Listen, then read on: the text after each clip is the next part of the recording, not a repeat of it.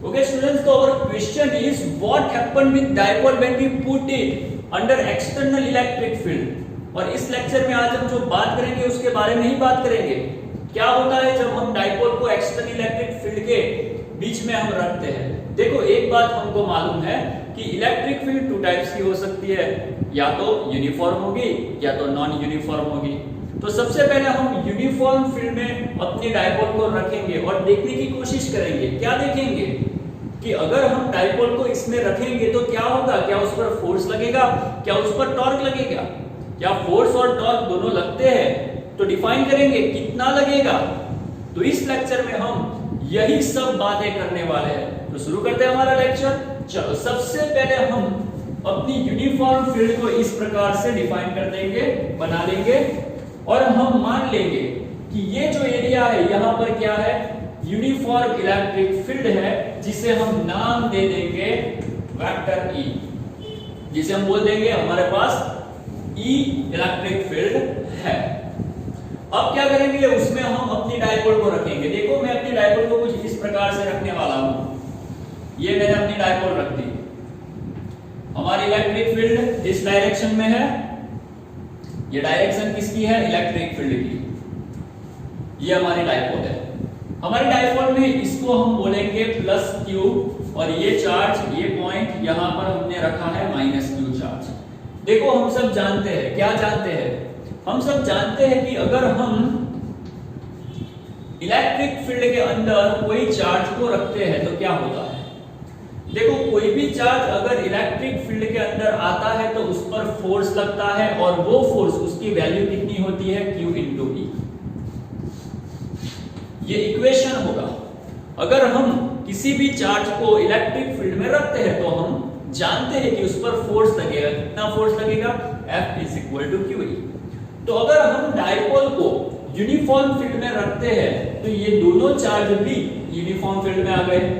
मतलब कि दोनों जो चार्ज है उस पर भी क्या लगने वाला है, फोर्स लगने वाला है। तो सबसे पहले हम डिफाइन करेंगे वो फोर्स कितना होगा और किस डायरेक्शन में होगा। देखो हम जानते हैं कि अगर पॉजिटिव चार्ज है तो उस पर लगने वाला फोर्स, उसकी डायरेक्शन किस डायरेक्शन में होगी, जहां पर इलेक्ट्रिक फील्ड होगी उसी डायरेक्शन में। और नेगेटिव चार्ज, उस पर जो फोर्स लगेगा उसकी डायरेक्शन ऑपोजिट डायरेक्शन में होगी इलेक्ट्रिक फील्ड के। तो यहां पर हमारे पास जो पॉजिटिव चार्ज है उस पर कितना फोर्स लगेगा। देखो Q चार्ज होगा तो उस पर लगने वाला फोर्स होगा QE। तो यहां पर भी हमारे पास Q चार्ज ही है ना, तो उस पर लगने वाला फोर्स कौन सा होगा, QE।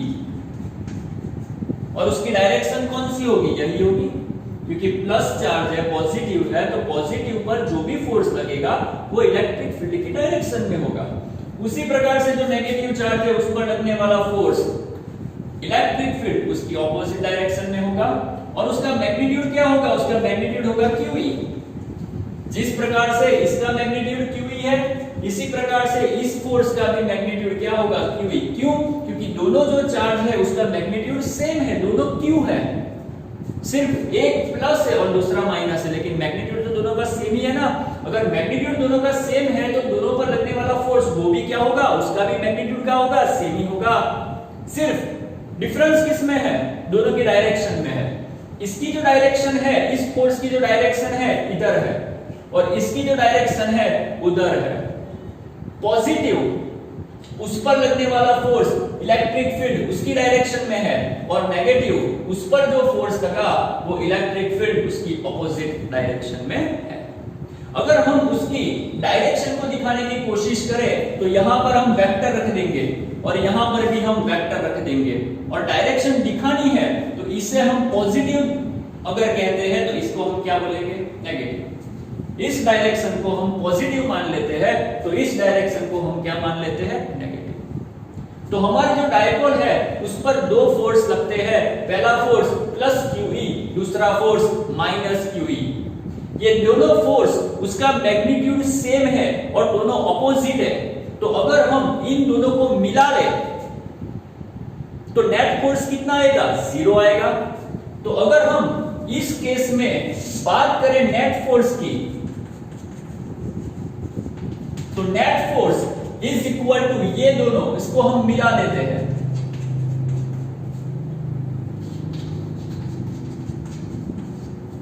ये दोनों का मैग्नीट्यूड इक्वल है, एक प्लस है और दूसरा माइनस है, तो उनका नेट फोर्स क्या आएगा, 0 आएगा।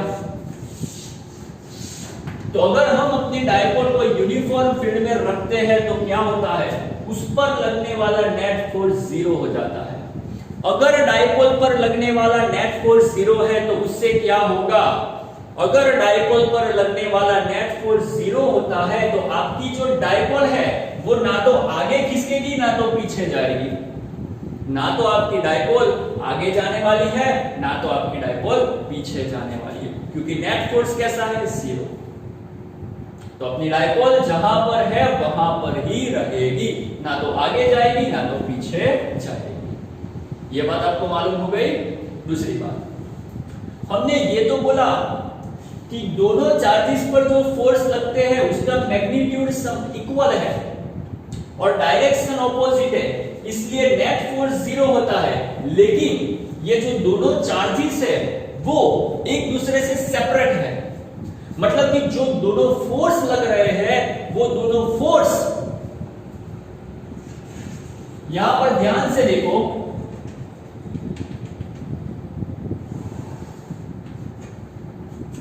ये जो दोनों फोर्स लग रहे हैं ये दोनों फोर्स उन दोनों के बीच में एक परपेंडिकुलर डिस्टेंस क्रिएट होता है। देखो एक बात याद रखो, यहां पर नेट फोर्स तो 0 है, मतलब कि आपकी डायपोल ना तो आगे जाने वाली है ना तो पीछे जाने वाली है, लेकिन दोनों चार्जेस उसके बीच में एक डिस्टेंस है, वो दोनों सेपरेट है। इसलिए होगा क्या, यहां आपकी जो डायपोल है उस पर जो फोर्स लग रहे हैं उसके कारण आपकी डायपोल घूमेगी, ना तो वो आगे जाएगी ना तो वो पीछे जाएगी, ना तो आपकी डायपोल आगे जाएगी ना तो आपकी डायपोल पीछे जाएगी, लेकिन आपकी डायपोल जहां पर है वहीं पर क्या करेगी, घूमेगी और ट्राई करेगी। क्या ट्राई करेगी, इलेक्ट्रिक फील्ड उसकी डायरेक्शन को अलाइन करने की। मतलब कि आपकी जो डायपोल है वो ना तो आगे जाएगी ना तो पीछे जाएगी, वो क्या करेगी, एक ही जगह पर रह करके घूमेगी इस प्रकार से। कब तक घूमेगी, जब तक वो इलेक्ट्रिक फील्ड के अलाइन ना हो जाए, और जब वो इलेक्ट्रिक फील्ड के अलाइन हो जाएगी घूमना बंद कर देगी। तो एक बात आपको समझ में आई, नेट फोर्स तो यहां पर 0 है लेकिन डायपोल घूम रही है, और डायपोल घूम रही है तो डायपोल पर क्या लग रहा है, बोलो, टॉर्क लग रहा है। तो यहां पर अब हम डिफाइन करने वाले हैं torque.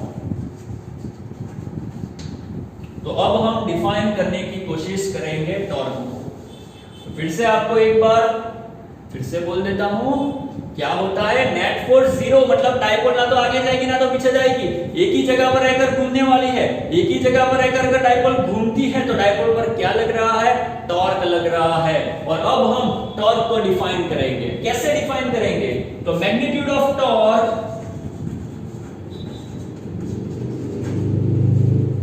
Magnitude of torque equal to magnitude of each force multiplied by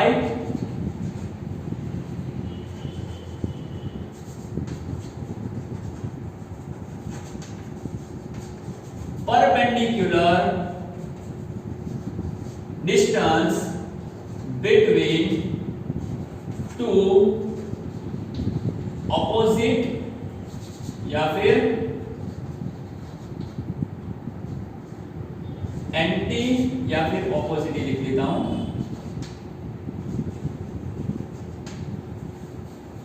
या फिर लिखता हूं एंटी पैरेलल फोर्सेस। ओके, तो अगर इस डायपोल में टॉर्क क्रिएट होता है तो उस टॉर्क को हम कैसे डिफाइन करेंगे, तो magnitude of torque equal to magnitude of each force. ये जो दोनों फोर्स है उसका मैग्नीट्यूड, उसको हम मल्टीप्लाई करेंगे किसके साथ, perpendicular distance between two anti parallel force. ये जो दो एंटी पैरेलल फोर्स है, एक प्लस की हुई एक माइनस की हुई, दोनों के बीच का जो परपेंडिकुलर डिस्टेंस है, उस डिस्टेंस से हम मल्टीप्लाई करेंगे तो हमको मिलेगा मैग्नीट्यूड ऑफ टॉर्क। तो चलो हम टॉर्क को बनाते हैं। टॉर्क को हम टाउ बोलते हैं। अब मैग्नीट्यूड ऑफ ईच फोर्स कौन सा होगा?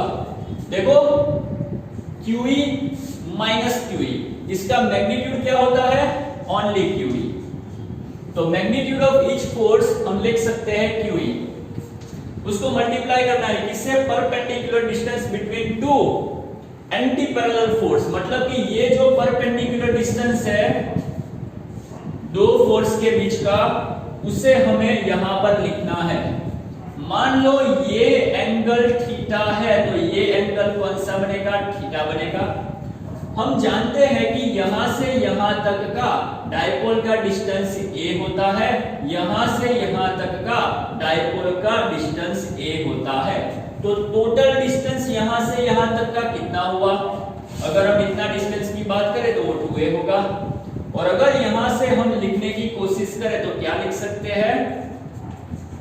साइन थीटा इक्वल टू ये डिस्टेंस, इस डिस्टेंस को हम मान लो बोल देते हैं d, तो sine theta is equal to d by 2a, so that d is equal to 2a sine theta. तो फिर से यहां पर देख लो, अगर ये एंगल थीटा है तो ये भी थीटा हुआ। हम जानते हैं कि हमारी जो डायपोल होती है उसके सेंटर से इतना distance a, total distance 2a होता है। अगर यहां से यहां तक का डिस्टेंस 2a है, a एंगल थीटा है, तो यहां से यहां तक का जो भी डिस्टेंस आएगा वो कौन सा आएगा? 2a sine theta. तो ये जो दो फोर्स है, वो दोनों फोर्सेस उसके बीच का परपेंडिकुलर डिस्टेंस कितना आएगा? 2a sin theta. तो परपेंडिकुलर डिस्टेंस हम लिखेंगे 2a sin थीटा। इसको थोड़ा हम आगे पीछे कर देते हैं तो हम लिख सकते हैं 2a QE sin थीटा। तो tau is equal to 2aq sin theta. ये हमें टॉर्क का इक्वेशन मिल गया। दूसरी बात, हम जानते हैं डायपोल मोमेंट P, उसको हम बोलते हैं 2QA या फिर 2AQ। ये जो 2AQ होता है उसे हम क्या बोलते हैं? डायपोल मोमेंट P बोलते हैं। तो यहां पर हम क्या करने वाले हैं? यहां पर 2AQ उसे हम P कह सकते हैं, E sin थीटा। तो टाउ उसका इक्वेशन हमें मिल गया P E sin थीटा। और अगर हम यहां से sin थीटा को निकाल दे तो इसे हम इस प्रकार से भी डिफाइन कर सकते हैं, tau is equal to vector P E। तो ये आपको टाउ का इक्वेशन मिल गया। तो अब आपको मालूम चल जाना चाहिए क्या कि अगर हम अपनी डायपोल को यूनिफॉर्म फील्ड में कुछ इस प्रकार से रखते हैं तो डायपोल पर लगने वाला नेट फोर्स 0 होता है, लेकिन टॉर्क 0 नहीं होता, जिसके कारण आपकी जो डायपोल है वो घूमने लगती है। लेकिन एक बात आप समझ लो, ये टॉर्क 0 नहीं है, ये टॉर्क है। इसके कारण ये डायपोल घूमती है, लेकिन ये डायपोल कब तक घूमेगी? जब तक घूमेगी जब तक वो इलेक्ट्रिक फील्ड के अलाइन ना हो जाए। ये डायपोल तब तक घूमेगी जब तक वो इलेक्ट्रिक फील्ड के अलाइन ना हो जाए। अगर आपकी ये डायपोल इस प्रकार से इलेक्ट्रिक फील्ड के अलाइन हो गई तो उसके बाद वो घूमना क्या कर देगी? बंद कर देगी। और अगर डायपोल ने घूमना बंद कर दिया तो डायपोल पर लगने वाला जो टॉर्क था वो भी क्या हो गया? 0। तो इस कंडीशन में अगर आपकी डायपोल इस प्रकार से है, यूनिफॉर्म फील्ड है, डायपोल इस प्रकार से है, तो इस कंडीशन में टाउ भी क्या हो जाएगा? 0 हो जाएगा। फोर्स तो क्या है? 0 ही है, टाउ भी क्या हो जाएगा? 0। तो टॉर्क कब लगता है, फोर्स कब लगता है, इसके बारे में आपको पूरी तरह से जानकारी होनी चाहिए। अगर डायपोल को फिर से इस प्रकार से कर दूं तो फोर्स तो 0 ही रहेगा, लेकिन torque does not equal to 0। Torque लगेगा, और जैसे टॉर्क लगेगा डायपोल इस प्रकार से आ जाएगी। जैसे डायपोल इस प्रकार से आ गई, फिर से टॉर्क क्या हो जाएगा, जीरो हो जाएगा। तो अब आपको क्लियर हो गया? चलो इसको नोट कर लो अगर आपको करना है तो, फिर मैं आगे बात करता हूं।